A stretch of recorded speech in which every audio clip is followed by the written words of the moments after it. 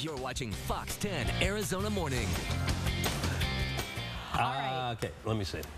Welcome back. You read down. I'm going to fix the doctor's mic. Facebook has been a hot topic recently. Yeah, we talk about this all the time. Yeah. You, of course, now can buy Facebook stock. That happened about a week or so ago, 2 weeks ago. I know. You lose money on that deal. Yeah, I'm glad I didn't get in on that. Facebook founder Mark Zuckerberg recently got married. So this morning we're talking about the long-term mental effects of kids using Facebook specifically. Okay. Some stats. 40% of the population in recent polls admit to using Facebook on a regular basis. Of those users, the ages range between 10 years old and higher. Wow. I can't imagine a 10-year-old on Facebook. I can't imagine that either. Yeah. Okay, I hope parents are watching that, you know. Anyways, we talked to some young adults and they say Facebook is a part of their everyday life. Take a listen.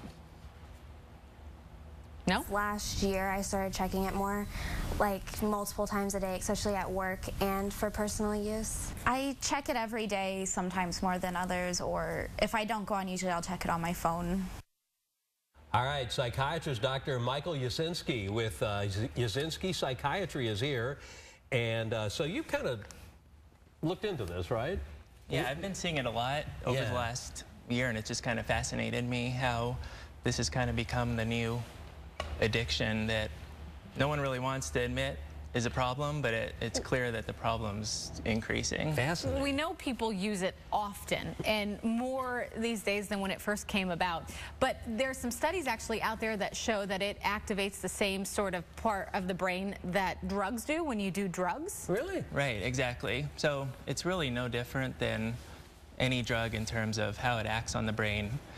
How your brain adapts to long-term use of Facebook. And basically it increases the pleasure hormones in your body, which is dopamine, in the same areas of your brain. Using that more and more, the more dopamine, the circuits in the brain continue to expand, grow, and that kind of makes the addiction continue on even harder. So then you become dependent.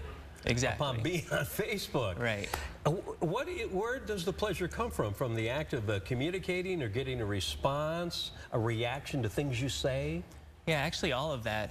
One big thing is the self-esteem, the image you can create for yourself. Right, yeah. A lot of people may not have a great self-image, but on Facebook they can be anyone who they want to be, for example, or people with good self-esteem gets to show that off, and that's a big part of it, is the sense of self you're able to portray. Right. But all of that stuff contributes. But then when we talked about the kids, how young they are using this, 10 years old, that to me says that it's a job of a parent to really step in. If your child's using that for self-esteem and for the self-esteem boost and things like that, then where are we? Right. I mean, the kids is the most concerning aspect of this, in my opinion. Not since video games has there been kind of this is kind of replacing the new concern for what video games were a few years ago. And while video games are still popular, I think Facebook's even a bigger problem. Some parents even create the pages for the kids because there's a 12-year-old and up restriction, but that's easy to avoid, bypass, and the parents are actually creating it sometimes. So the problem with Facebook and kids, why I think it stands out, is Facebook is still pretty accepted. It's encouraged sometimes to function in life. As you get older, you actually have to use Facebook sometimes. And that's kind of the first addiction where really it's a positive thing in life. Like video games are down upon. Right, Could this exactly. lead to other addictions of other substances down the road? And that's a scary thing, especially, for example, taking kids when they start using it, say at a young age of 10 years old. Yeah.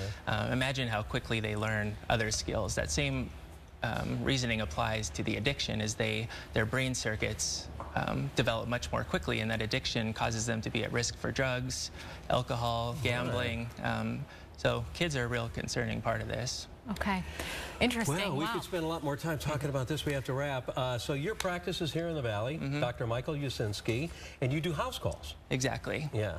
Okay, so we'll make sure we have your information up on our website so people can get in touch with you. Thanks. Great information. Thank you, doctor. Thanks for coming on. Thank you. Nice meeting you. We got to run. I got to get on Facebook right now.